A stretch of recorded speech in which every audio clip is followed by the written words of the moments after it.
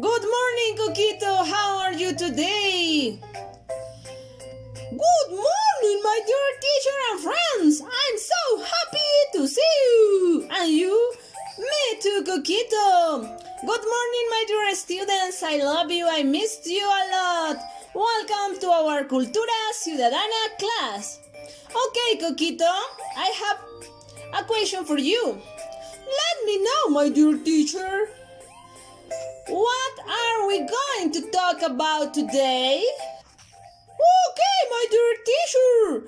Today we are going to talk about children's rights. For instance, right to health, right to identity, right to freedom of expression, and right to protection. So pay attention to Teacher Jamie. She is going to explain you about that. You are going to have a lot of fun with us, so let's go! Okay, my dear students, more children's rights. Right to health. Children have the right to a good health so they can grow up to be healthy adults. When they are sick, their parents should carry them to the doctor for healing them. Right to identity. All children have the right to have a first and last name that identifies them. For instance, my first name is Jamie. What is your first name? My last name is Figueredo Avendaño. And what is your last name? Right to freedom of expression. All children have the right to be able to express themselves and give their opinions without being offended. Right to protection.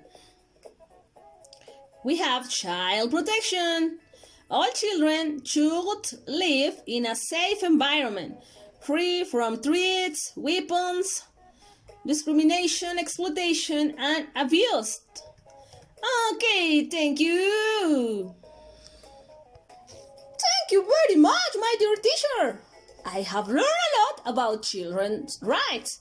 It is important that you know your rights, my dear friends. Okay?